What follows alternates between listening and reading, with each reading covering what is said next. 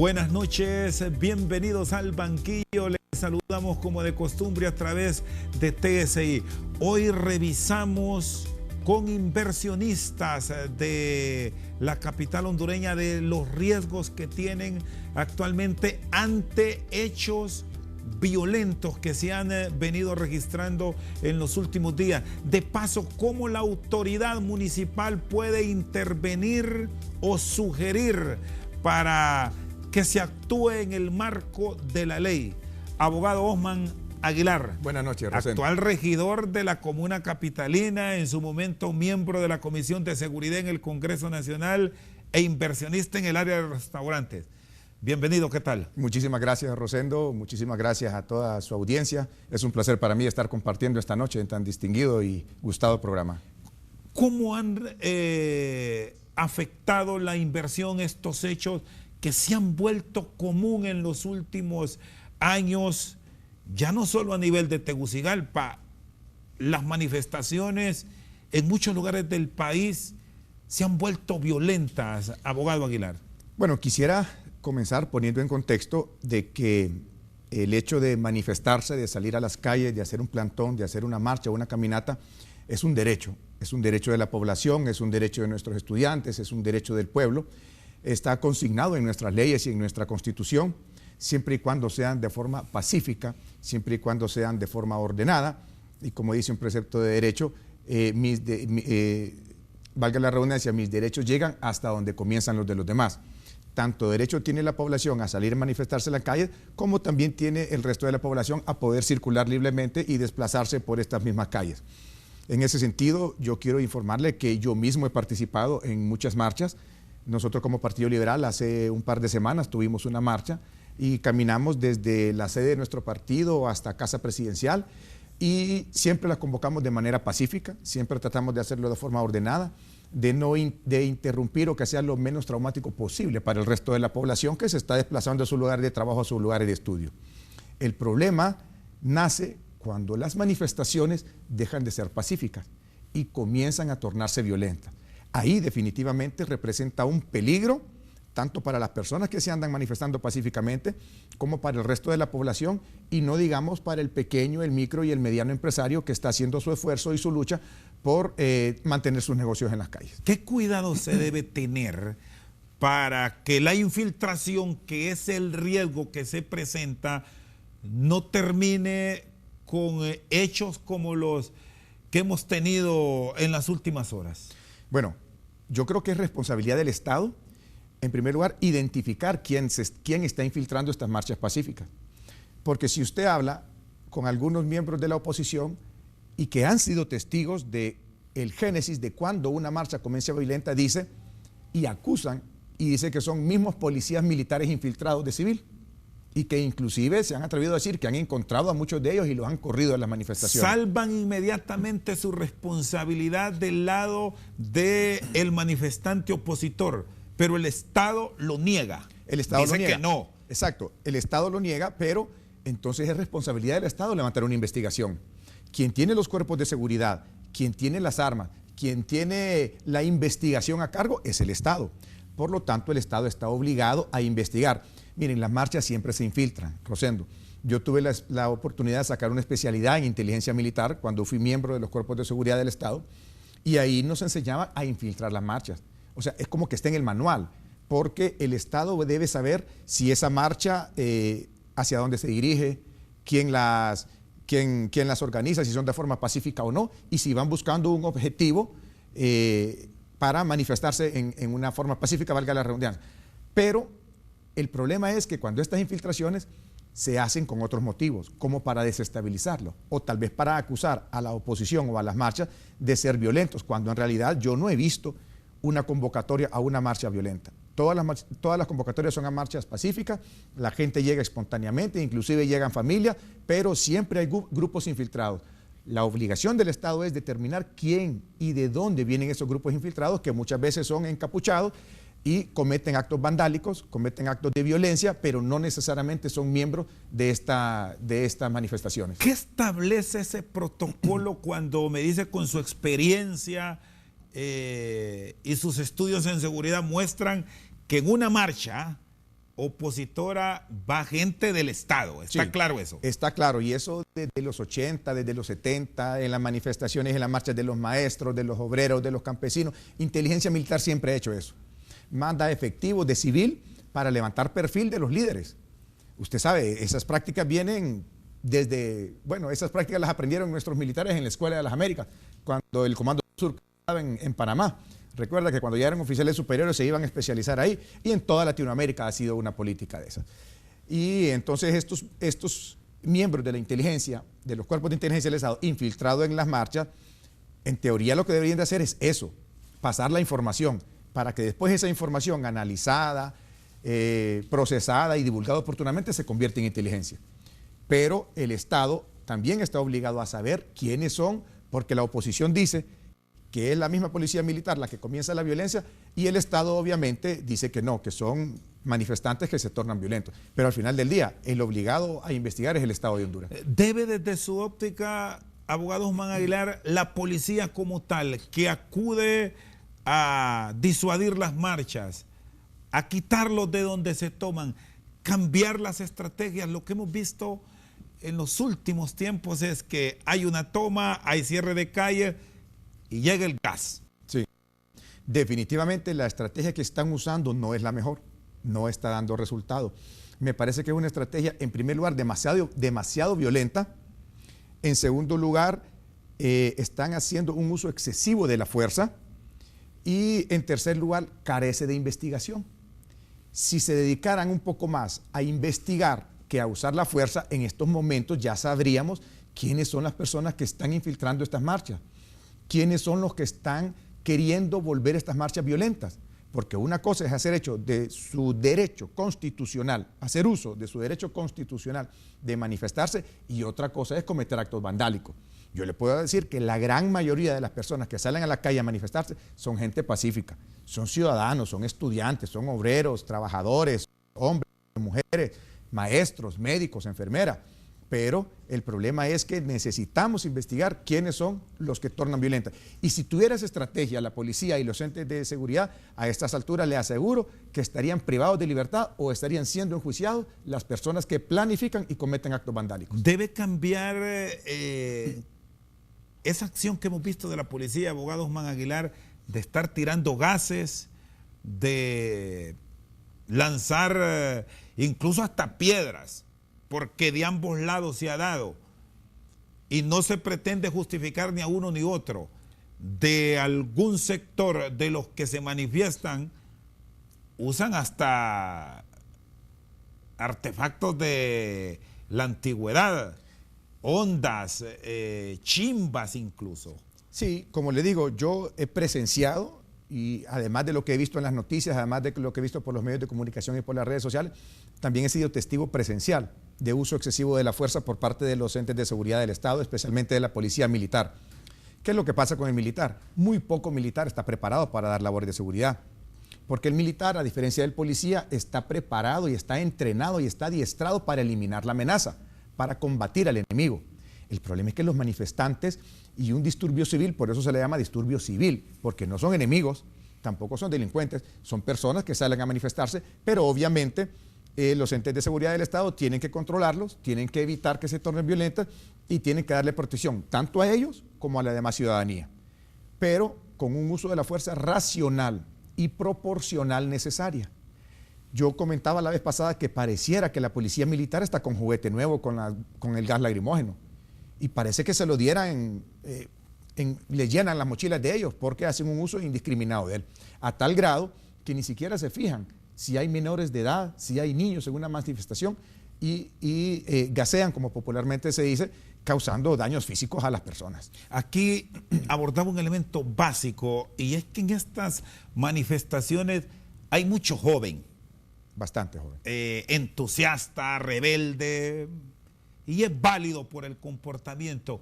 ¿Qué cuidado se debe tener por los líderes de las marchas cuando se llega y muchos se tapan o se cubren su rostro, se encapuchan, o como lo quiera llamar el ciudadano? En el caso de los jóvenes, porque yo he tenido la oportunidad de hablar con alguno de ellos, porque yo soy del concepto también que si salgo a manifestarme no tengo por qué cubrirme el rostro. O sea, soy un ciudadano que estoy haciendo uso de mi derecho. Los jóvenes lo que han argumentado es que después toman represalias, en especial los de la Universidad Autónoma, y han manifestado que después las autoridades universitarias toman represalias en contra de ellos por manifestarse, cuando no debería de ser así. O sea, ellos tienen un derecho y siempre y cuando ejerzan ese derecho en una forma pacífica, en una forma legítima, no tienen por qué cubrirse el rostro. Pero el argumento de ellos es precisamente por eso, para evitar represalias. Ahora, yo sí sospecharía, y sí sospecho de alguien, desde que yo voy en una marcha, desde que yo estoy en un plantón, que se tape el rostro. Y no me siento seguro. Y es ahí donde la autoridad son los primeros que debe de seguir, tanto con sus cámaras como con los efectivos que están acordonando el área para evitar que ellos sean los que propaguen o los que inicien la violencia. A nivel de las manifestaciones que ustedes han hecho como oposición, usted ha sido diputado liberal, es regidor liberal, ¿cómo se maneja? Ya han salido algunas veces a la calle para que bajo la protección o la bandera del partido muchos no se oculten y terminen en actos vandálicos, o sea, en la movilización. Bueno, nosotros precisamente cuando salimos como partido, la peculiaridad es que hay algunos que nos conocemos, sobre todo la dirigencia, digamos, si fuera de aquí de Tegucigalpa, de Comayagüela, Francisco Morazán, en primer lugar. Y en segundo lugar, si detectamos alguna persona que se está tornando violenta o que quiere encapucharse, ya lo hicimos una vez. Recuerdo una marcha del Partido Liberal que fuimos al registro, al Tribunal Supremo Electoral, y nosotros identificamos 4 personas que se estaban poniendo capuchas y que andaban mochilas. Y en las mochilas lo que andaban eran objetos contundentes, porque andaban desde madera, pasando por piedras y hierro. Y nosotros los denunciamos con la policía y nosotros los apartamos de la marcha, inmediatamente los identificamos. Y eso nos sirvió para poder mantener la calma y para poder mantener una marcha pacífica. ¿No eran de la estructura del movimiento de ustedes? No eran ninguno, y comenzamos a hablar entre nosotros, si alguno de ellos los reconocían, si eran de algún distrito, de algún barrio, si eran algún dirigente conocido. Nadie los reconoció y empezamos, como quien dice, a darle seguimiento de la misma marcha. Cuando ya estábamos llegando al los tribunal, acompañaron, iban Supremo, con ustedes ahí, exactamente, normal, como un miembro más del partido. Así es. Pero levantaron sospecha que andaban 4 mochilas, cada uno con su mochila, andaban unos pañuelos amarrados al cuello, y esos fueron los que usaron para después taparse el rostro. Ya una vez que se taparon el rostro, ahí sí los rodeamos, les pedimos que se identificaran, que si eran miembros del partido, que dijeran a qué distrito pertenecían, en qué colonia, etcétera. Y al final los reportamos con la autoridad competente porque estábamos siendo acordonados por policías. ¿Y qué pasó? ¿Dónde terminaron? ¿Se les detuvo, se retiraron? No sé a dónde terminaron, ¿cuál fue su fin? Pero por lo menos la policía sí los sacó de las filas de la caminata y les pidió su identificación, y estaban corroborando su identificación y qué andaban haciendo en la marcha, y sobre todo por qué andaban objetos en sus mochilas, que como le digo, eran piedras, eran partes de hierro y trozos de madera. Está con nosotros esta noche al banquillo el regidor municipal Osman Aguilar. Una pausa, en breve continuamos.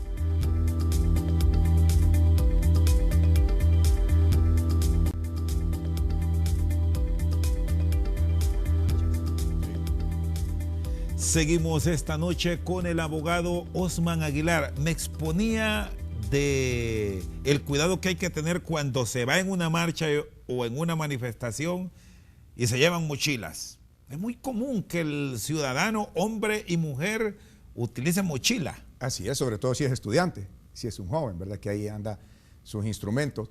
Pero como le explicaba, hay que tener el cuidado para mantener las marchas pacíficas, para evitar que nos infiltren, tener el cuidado de que las personas lo hagan en una forma pacífica, demostrando la inconformidad por la cual se está protestando, pero al mismo tiempo respetando el derecho de los demás.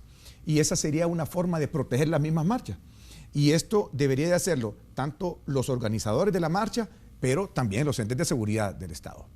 Los entes de seguridad del Estado deben de actuar investigando y sacando de las filas a las personas que ellos sospechen que pueden causar algún disturbio. Y ustedes como sector inversionista, y se ha pronunciado, abogado Aguilar, el presidente de la empresa privada, y ha dicho que hay que actuar, que si hay hechos que van más allá de una manifestación y ya en el mismo se va a destruir la propiedad privada, se va a meter fuego a comercios, se ve obligada en un caso de eso la policía, independientemente de lo que esté ocurriendo en sus alrededores, de proceder a la detención o ir con una investigación profunda y seria? La policía está obligada a evitar disturbios, tanto la policía militar como la policía nacional. Está obligada a proteger al ciudadano que se está manifestando, pero también proteger al ciudadano y a la propiedad privada y a las inversiones que están en los alrededores de donde se está protestando. En ese sentido, si alguien comienza a hacer actos de violencia o comienza a destruir propiedad privada, eso es flagrante delito. La policía inmediatamente tiene que capturarlo y ponerlo a la orden de la fiscalía para que sea presentado a los juzgados, con las pruebas que pueda haber recaudado en ese momento, videos, armas, piedras o con lo que trató de hacer uso de la violencia.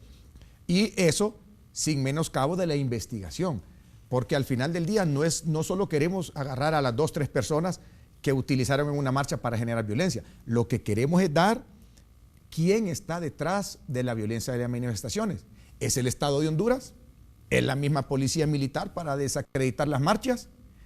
¿O es otro sector que también quiere deslegitimar ese derecho ciudadano de salir a las calles a manifestarse? Al final del día, lo que queremos es dar quién está planificando esa violencia en las marchas. ¿Hasta ahora en qué se ha fallado? ¿Qué establecen los manuales de seguridad para aplicarlos de una manera efectiva y no seguir exponiendo al que invierte, al que se atreve a poner plata en determinado proyecto, aun y cuando nuestra economía no está del todo bien? Principalmente, repito, sería la investigación. Investigar más a fondo y no estar apagando fuegos, sino que hacer una investigación más exhaustiva de dónde vienen estos disturbios. Y también preparar mejor a los entes de seguridad.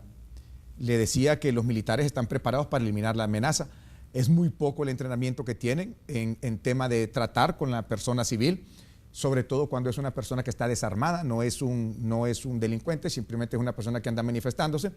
Ya los manuales hablan del uso de la fuerza, los manuales hablan, por ejemplo, de que usted a resguardar una caminata, una manifestación, no puede mandar bala viva.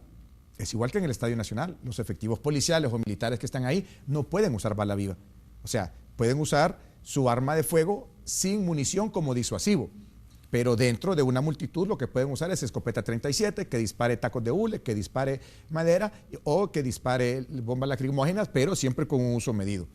Y tener obviamente las fuerzas como los Cobras, por ejemplo, que es un grupo especial, pero para reaccionar si se torna violencia. Mientras la marcha no se torna violenta, la policía lo que debe hacer es, como le digo, acompañarla para evitar que se tornen en ese momento actos vandálicos. Ya cuando se quema, cuando se introduce a un negocio y se roba, ahí puede entrar el escuadrón Cobras o los mismos Tigres. Exacto, porque ya es una fuerza de choque, ¿verdad? Porque ya es una fuerza que no es que va a ir a disipar una manifestación La pacífica. misma policía militar se debería ver obligada a entrar en acción cuando esto pasa, abogado. Así es, a entrar en acción, a capturarlos y a ponerlo a la orden de los juzgados y deducir la responsabilidad.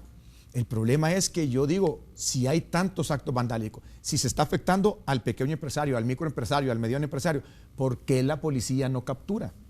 ¿Por qué la policía militar y la Policía Nacional no captura y no investiga? ¿Cómo es que en cada marcha o en repetidas ocasiones se tornan violentas las marchas y ellos no han podido dar con estas personas o con los cabecillas o con los autores intelectuales? ¿Qué papel deben jugar en todo esto? Porque siempre están en el acompañamiento los defensores de derechos humanos y algunas organizaciones no gubernamentales que se dedican a la protección del individuo cuando se va al tema violencia y al saqueo. Bueno, las organizaciones de derechos humanos precisamente están para eso, para verificar que no se violenten los derechos humanos. Repetíamos que el derecho a la manifestación es un derecho humano, es un derecho constitucional, es un derecho de todos los hondureños, pero se debe respetar también el derecho de los demás. Y aquí hay una tesis bien interesante, porque Honduras como Estado pidió inclusive ante las Naciones Unidas que declararan a los grupos como las pandillas, por ejemplo, violadores de derechos humanos. Cuando yo estudié en la Facultad de Derecho Rosendo, a mí me enseñaron que el único que viola derechos humanos es el Estado. Porque para usted violar un derecho humano tiene que estar en una situación de poder. Y quien tiene el poder, quien tiene la administración, es el Estado. Entonces, si un policía golpea con un tolete, con un PR-24, a un manifestante haciendo un uso excesivo de la fuerza, esa es una violación a un derecho humano. Contrario sensu, si es el manifestante el que golpea a un policía, ese es otro delito. Lo pueden capturar y lo pueden enjuiciar por agresión, por tentativa de homicidio, depende cómo lo califiquen, pero ya no es una violación a los derechos humanos. Y eso nos lo han enseñado en la Facultad de Derecho desde siempre. Entonces es interesante cómo el Estado de Honduras pretende, como quien dice, darle vuelta al concepto que tienen las Naciones Unidas y que es enseñado en todas las facultades de Derecho, diciendo que los policías y los militares tienen derechos humanos. Sí, claro que tienen derechos humanos porque son seres humanos, pero volvemos a la teoría. El único que viola los derechos humanos es el Estado porque es quien ostenta el poder. Y en este caso... De ahí es donde se desprende aquello que siempre dicen, si los derechos humanos solo están para este sector y el otro no. Claro, porque cuando se trata para el otro sector, se tipifica como otro tipo de delitos, pero no es violación a los derechos humanos. Si un policía captura de forma ilegal a alguien, está violando sus derechos humanos. Pero si un manifestante captura a un policía y lo priva de su libertad, lo está secuestrando. Eso ya es un secuestro, no es una violación de derechos humanos. Entonces, así podemos poner varios ejemplos donde la violación de derechos humanos, repito, es por parte del Estado hacia los ciudadanos. Y es ahí donde los entes encargados de velar por los derechos humanos tienen claro cuál es su papel. Y ellos lo que evitan es que el Estado se extralimite en el uso de la fuerza. Viendo la circunstancia actual de país y aprovechando que se va a hacer una revisión del Código Penal, por lo menos es lo que se ha orientado hoy día, pidiendo la Corte Suprema de Justicia que la vacatio legis vaya hasta mayo por 6 meses. Estamos al 10 de noviembre pendientes de establecer si entra o no en vigencia el código. ¿Es momento, abogado Aguilar, para hacer revisiones, para establecer una normativa puntual para atender esto que ahora ocurre en el país? Yo creo que sí, es un momento propicio. Escuché la opinión de la Corte, que no ha sido entregada al Congreso Nacional en una forma oficial, pero sí entiendo que la hicieron pública, de aumentar la vacatio legis 6 meses. Pero en esos 6 meses lo que se tiene que hacer es una revisión profunda de cuáles son los artículos, los títulos que se deben de modificar del Código Penal. Yo soy del criterio, como miembro del Frente Parlamentario de Apoyo a la Maxi, que lo que se debe de hacer ahí es abrogar un código por otro. ¿Qué es la abrogación? Tenemos el Código A, que es de 1983. Es un código obsoleto, es un código desfasado, necesitamos un nuevo Código Penal, de acuerdo. Salió el Código B, que es el que entraría en vigencia el 10 de noviembre de este año. Pero ese Código B encontramos muchos artículos que la verdad no fueron socializados de esa forma. Hay al menos 7 artículos que no se publicaron en la Gaceta como se aprobó en el Congreso Nacional. La Corte habla de revisar por lo menos, es la opinión de la Corte, 29 artículos. Yo creería que más. Bueno, la Corte es respetable, la Corte sí es puntual con esos 29 artículos, pero yo me extendería. Yo diría que hay por lo menos unos 140 artículos que revisar en diferentes materias, y entonces, siguiendo con el hilo del Código A-B, podríamos trabajar en un Código C. Ese Código C recogería todos los artículos buenos del Código B que ya está trabajado y modificaría aquellos que haya que modificar.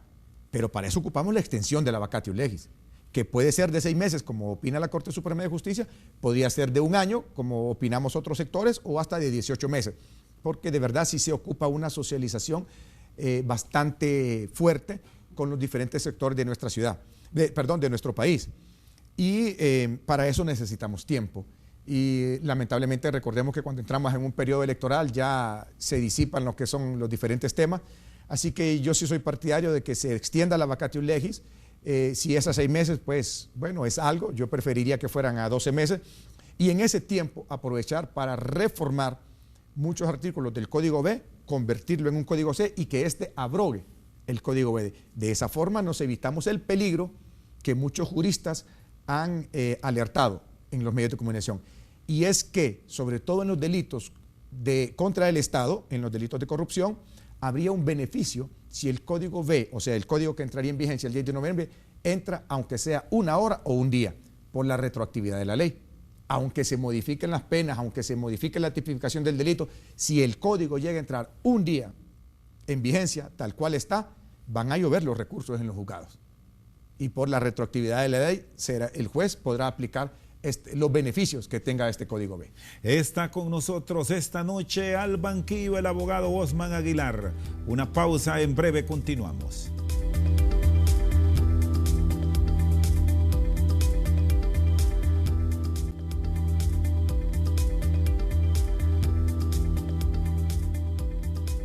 Seguimos esta noche al banquillo con el abogado Osman Aguilar. Formó parte por muchos años en el Congreso Nacional de la Comisión de Seguridad.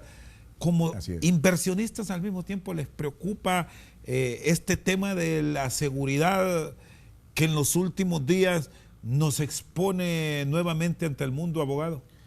Definitivamente que sí. Este año los índices de violencia medidos por muertes por cada 100.000 habitantes, reflejan que hemos retrocedido en lo que va del año, en ese espacio que se había avanzado de alguna forma. Lo que pasa es que es bien complejo medir la violencia en un país y en una ciudad. En nuestro país, el delito que más impacta en nuestra ciudadanía es la extorsión y el chantaje, los famosos impuestos de guerra. Entonces, yo tengo una teoría que por qué ha bajado el delito en los años anteriores. Y es simple y sencillamente porque entre más paguen por extorsión y chantaje en los diferentes barrios y colonias, menos violencia habrá. Porque mientras se le esté pagando a los grupos de crimen organizado, a los extorsionadores, a las maras y a las pandillas, ellos no ejercen violencia. Ellos ejercen violencia y terror cuando entran. Le voy a dar un ejemplo. Imaginémonos que en la colonia Kennedy no habían llegado todavía la extorsión y la extorsión a los diferentes comercios. Entonces llega una pandilla y decide entrar a la Kennedy. Lo primero que hace es mandar a sacar un inventario de cuántas pulperías hay, cuántas polleras, cuántos puntos de taxi, cuántos salones de belleza y paradas de buses. Y les manda una nota pidiéndole 500 lempiras a uno, 300 lempiras a otro, 800 lempiras a otro, todos los viernes. Entonces con la primera nota nadie hace caso. Todo el mundo caso omiso, nadie paga, entonces ejercen terror, violencia para sembrar terror.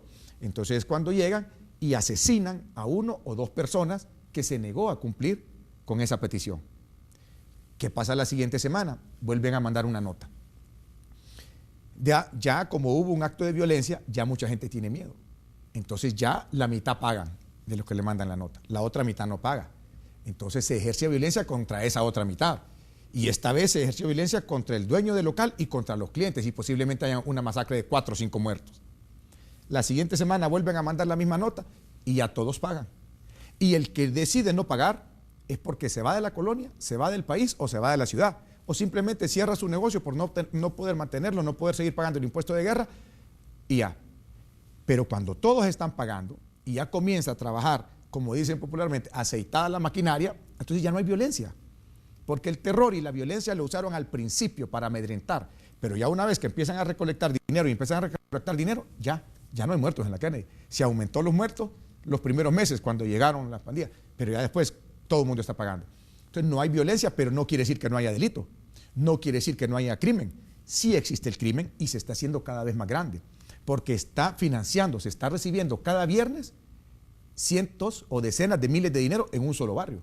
Y el actuar de las fuerzas del orden y puntualmente las unidades creadas por el Estado, ¿qué tanto han contribuido para que el ciudadano también confíe en su autoridad, denuncie, señale, diga quién está detrás de este hecho, abogado? Tenemos una gran falencia en nuestro sistema y es la investigación. Nosotros, cuando el Estado de Honduras, cuando presenta casos ante los juzgados, se vale de la prueba testifical. Esa es la mayor prueba que presenta, lamentablemente, el Estado de Honduras. Y la prueba testifical es la más fácil de influenciar, ya sea por miedo, por amenaza o por complicidad, etcétera. Pero la es la más víctima fácil. muchas veces no va por el riesgo. Con una simple amenaza no va. Entonces, nos valemos de la prueba testifical. ¿Por qué? Porque nos falta la investigación científica. Debemos de apostarle a fortalecer la investigación científica, aportar prueba científica a los juicios. Lo más común en este delito de extorsión y chantaje es que se capture a la persona que fue a recoger los 500 lempiras del viernes o los 800 lempiras al punto de taxi de impuesto de guerra el viernes. Eso es lo más común. Entonces, la Fuerza Nacional de Extorsión dice, capturamos 4 personas vinculadas al crimen. Sí, pero en la mayoría de los casos son menores de edad. Son menores de edad que muchas veces son víctimas también de estos grupos de crimen organizado que se dedican a la extorsión y chantaje. Porque posiblemente, sigamos con el ejemplo de la Kennedy, sea Carlitos, un muchacho de 15 años que va a un colegio en la Kennedy, al Técnico Honduras. Entonces viene la Mara y lo agarra y le dice, bueno, yo sé que vos vas al Técnico Honduras de lunes a viernes, pero ahora vas a ir de lunes a jueves. Porque el viernes, Carlitos, me vas a ir a recorrer estas pulperías, estas polleras, estos puntos de taxi, y aquí está lo que te van a pagar, y en la tarde venís con ese dinero para acá. Si ese estudiante llamado Carlitos se niega, le pegan una golpiza que lo mandan al hospital. Y la siguiente semana le vuelven a hacer la misma pregunta. ¿Qué cree usted que va a hacer Carlitos? ¿Que se va a seguir oponiendo a la Mara que llegó a la colonia? ¿O va a agarrar esa lista y va a ir el viernes a las diferentes polleras y a las diferentes pulperías a cobrar el impuesto para después entregárselo al jefe de la Mara?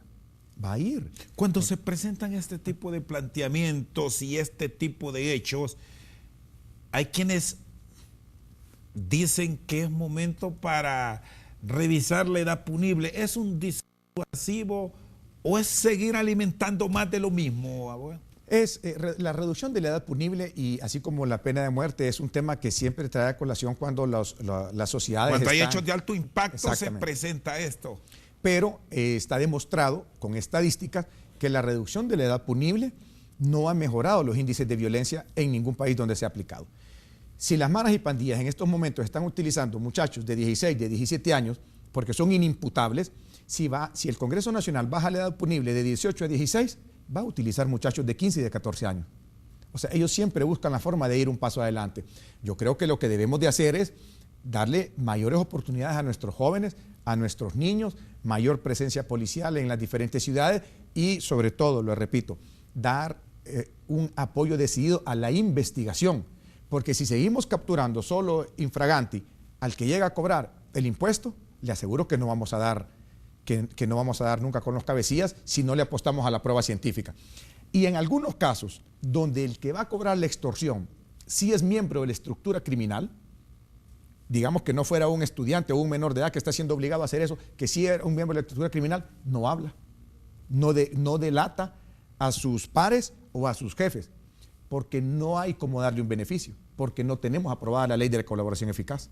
Mire, para estos casos, por ejemplo, del crimen organizado, la ley de colaboración eficaz sería una herramienta perfecta, una herramienta estupenda, porque así se le da beneficios a la persona que se captura, que es imputado, pero siempre y cuando entregue información verídica, eficaz, que lleve a la policía y a los entes de seguridad a capturar a los cabecillas y a los jefes de estas maras y de estos grupos de crimen organizado. Se pensó incluso en reformas, en crear una normativa.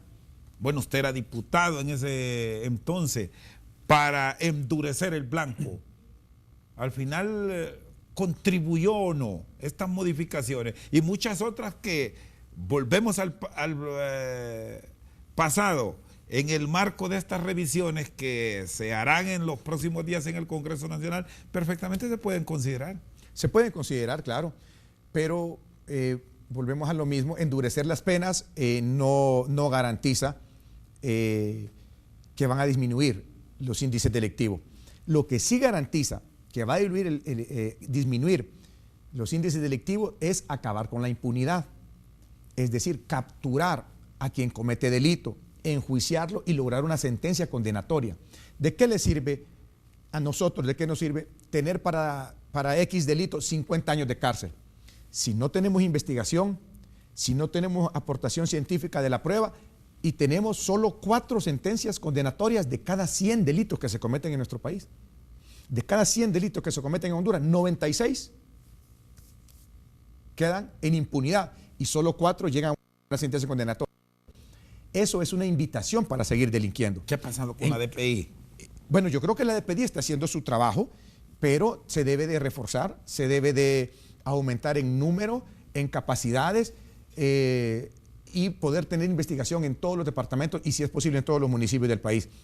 Si al contrario nosotros tuviéramos para ese delito, Rosendo, no 50 años, sino que tuviéramos solo 20, pero está seguro que de cada 100 delitos, 90 terminan en prisión. Ese sí es un disuasivo para no seguir delinquiendo. Eso sí haría que la persona, porque las probabilidades de que a mí me caigan 20 años son altísimas si cometo un delito. Al contrario que decir, bueno, me van a caer 50 años, pero las probabilidades de que me agarren son casi nulas, 4 en 100, hasta para la casa de la lotería. Con ese método de probabilidades cualquiera comete delito. Entonces, por eso nosotros le debemos de apostar a la investigación, a la prueba científica y también a los factores, sobre todo lo que es la pobreza, la falta de oportunidades para nuestros jóvenes, para nuestros niños, para nuestros adolescentes, crear en los barrios y colonias, en primer lugar, lugares de esparcimiento, donde puedan practicar deporte, donde puedan ellos adherirse a una disciplina deportiva y siempre tratar de mantener estas generaciones en la escuela, en los colegios y una vez graduados, que haya fuentes de empleo para que ellos puedan desarrollarse o insertarse en la vida laboral. De esa forma los alejamos de los tentáculos del crimen organizado. Está con nosotros esta noche al banquillo el abogado Osman Aguilar. Una pausa, en breve continuamos.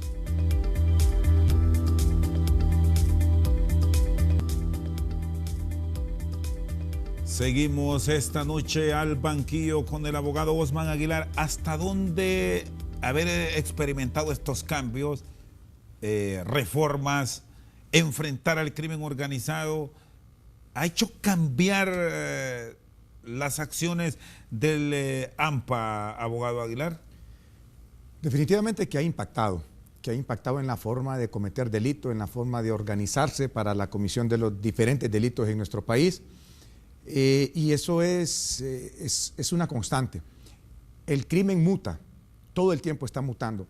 Y el crimen casi siempre está un paso adelante, siempre, mejor dicho, está un paso adelante. Usted me habló de la extorsión, que es un tema muy complejo para la autoridad enfrentarlo. Sí. Y ahí se liga lo que más nos ha golpeado en los últimos días, el narcotráfico. Exacto.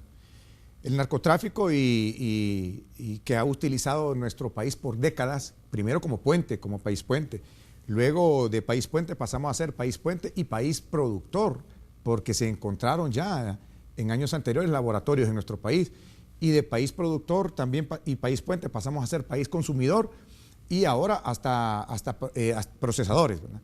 Entonces, por la posición geográfica que tenemos y también porque durante décadas el narcotráfico no fue combatido en nuestro país y ahora tenemos plena prueba de que ha habido colusión, que los tentáculos del narcotráfico llegaron a la Policía Nacional, llegó al Ejército, llegó al Congreso Nacional, llegó inclusive a las más altas esferas del poder en Honduras, y eso nos ha perjudicado tanto.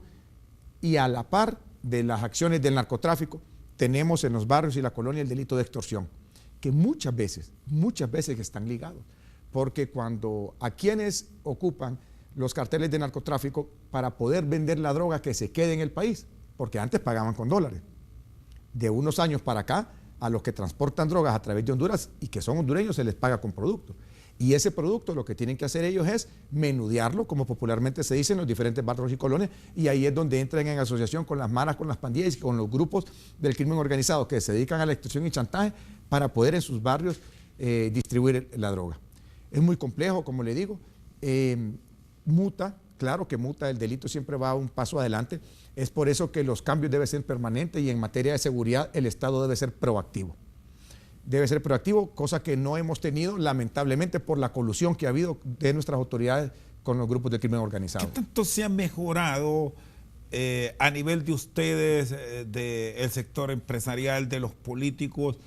El tema de la depuración de la policía ha contribuido un poco a tener una mejor visión del actuar de la autoridad en ese orden, abogado. Yo creo que sí. Este es el tercer intento de depuración policial. Yo dictaminé 2 de las leyes que que intentaron hacer esta depuración policial y en efecto la última también yo fui parte de la comisión dictaminadora y creo que este tercer y último intento que se hizo para la depuración policial sí ha dado resultado. Yo creo que la policía en este momento ha mejorado mucho de donde venía, pero falta aún mucho por hacer. Falta todavía seguir profesionalizando las filas de la Policía Nacional. Hay que mejorar aún más sus condiciones laborales. Hay que dignificar la carrera del policía. La ciudadanía tiene que verlo como un funcionario público en quien confiar, un funcionario público al cual respeta, que lo protege y que le sirve, y no verlo como una persona que está solo al servicio de un gobierno para ejercer por la fuerza un respeto o un respeto al gobierno. Y hablamos de esto, volvemos al tema de las manifestaciones. Muchas veces los agentes de seguridad del país se están viendo como represivos. Y sí hay, lamentablemente, razones por qué verlos como represivos. En este momento, en nuestro país, hay más estudiantes detenidos por manifestarse en la calle que narcotraficantes detenidos por los cuerpos de seguridad. Y esa es una estadística fría. Es lamentable, pero así es. Entonces, la policía captura más manifestantes que narcotraficantes. Y los narcotraficantes que han sido capturados es por petición de un gobierno extranjero. Entonces, creo que el Estado debe seguir en esta dinámica desde el Congreso Nacional.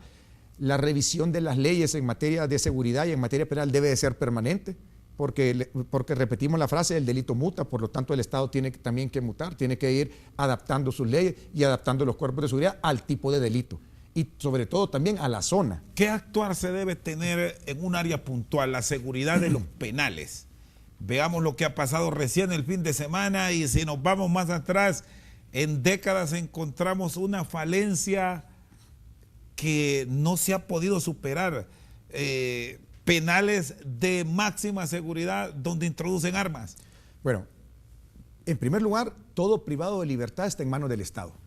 Es responsabilidad del Estado lo que a él le suceda. Lo que pasó este fin de semana es lamentable en dos cárceles de máxima seguridad.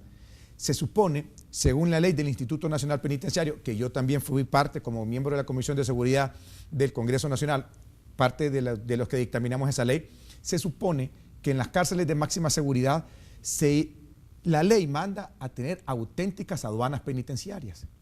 ¿Qué es una auténtica cadena penitenciaria? Es un punto de seguridad donde la persona que va a ingresar al centro de detención pasa por un escáner, por un detector de metales, es revisada la persona en sí, pero también lo que va a introducir, una mochila, etc. ¿Cómo un arma de fuego entró en una cárcel de máxima seguridad? No me lo explico.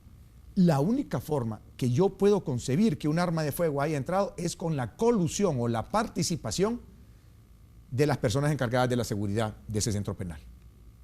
Por lo tanto, debe haber una investigación exhaustiva. Yo escuché al viceministro de Seguridad que habían capturado a 4 personas que participaron en el delito. Bueno, capturados, pero si es que están privados de libertad en una cárcel de máxima seguridad, o sea, no hay que capturarlo. Hubo videos. Hubo videos, ya se sabe quiénes son 6, a menos que las matemáticas a mí me engañen, pero los que yo vi en el video son 6, los que presentó la autoridad solo fueron 4. Me llama mucho la atención que en ambos videos aparece una carreta en la escena. Hay peculiaridades. Ambos videos son tomados por la cámara de seguridad del presidio. Ambos videos son filtrados. ¿Quién los filtró? O sea, en ambos videos podemos ver que introducen armas de fuego en diferentes cárceles de máxima seguridad. No debió ser público ese video, no sé, tan rápido. Se hizo público a propósito. Están mandando un mensaje claro. Y como le digo, si usted ve los 2 videos, aparece una carreta en los 2. Eso puede ser un mensaje encriptado. Ya los expertos en análisis de documentos deberán de analizar bien estos 2 documentos, o sea, los 2 videos, para sacar las conclusiones. Pero ambos videos son filtrados y ambos videos son tomados por los que están encargados de darle seguridad al centro penitenciario, a la cárcel de máxima seguridad. Definitivamente se tiene que deducir la responsabilidad. No hay forma de que un privado de libertad en estos centros haya podido introducir un arma de fuego sin la colusión, sin la complicidad de las personas encargadas de la seguridad de estos presidios. ¿Qué tanto ayudará la intervención de Fusina? Ya ellos han tomado el control. Bueno, podrán apagar un fuego, podrán hacerlo tal vez para que ante la opinión pública se vea que están retomando el control. yo creo que no es en sí una solución. Cuando nos presenten quiénes son los autores intelectuales, ahí es donde la ciudadanía de verdad creerá que hay una intención del Estado porque este delito no quede impune, porque es un delito de amplio impacto, es un delito que involucra mucho más que un asesinato de un privado de libertad, que de por sí ya es grave, pero esto involucra hechos que se han mencionado, que se han probado y que se están tratando en cortes en el extranjero. O sea, todo el tema que envuelve este tipo de asesinatos debe investigarse, debe seguirse el hilo conductor, y cuando nos presenten los autores intelectuales, creo que en ese momento se podrá ganar la credibilidad a los entes de investigación del Estado. Abogado Aguilar, le agradezco. Feliz noche. Rosendo. ¿Cómo ha sido ese cambio ahora a la alcaldía después del Congreso? Bueno, un cambio interesante. Pasé del Congreso, donde se toman decisiones a nivel nacional en diferentes temas, a la Corporación Municipal, donde se preocupa más, obviamente uno solo por los temas de la ciudad, pero es una buena experiencia. Creo que en mi carrera política me ha venido a sumar. He conocido muchos proyectos, más en la parte operativa que en la parte legislativa, y eso lo da la oportunidad, esa oportunidad la da pertenecer a la Corporación Municipal. Hemos tratado de dar lo mejor de nosotros, aportando nuestras ideas. Yo llegué a la Corporación Municipal con un plan de trabajo, con un plan de gobierno en materia municipal. No es sectario Tito Afura, es un hombre abierto, así como lo manifiesta ya a la hora de discutir. No, tenemos una relación cordial en la Corporación Municipal, tanto con el alcalde, con la vicealcaldesa y con los demás regidores. Obviamente, en algunos momentos diferimos de la manera de pensar. Como le explico, Rosendo, yo ya llevaba mi plan de administración municipal, estoy tratando de implementarlo. Fue lo mismo que hice cuando llegué al Congreso Nacional. Yo ya iba con un plan, yo ya iba con leyes que quería que se aprobaran, con leyes que querían que se modificaran, y logré incidir de alguna forma en el Congreso Nacional, y lo mismo estoy haciendo ahorita en la Corporación Municipal, tratando de incidir y de que se aplique en la medida de lo posible lo que era mi plan de gobierno municipal. Gracias, abogado, muy amable. Gracias, Rosendo. Con nosotros esta noche al banquillo el abogado Osman Aguilar. Por su sintonía, muchas gracias.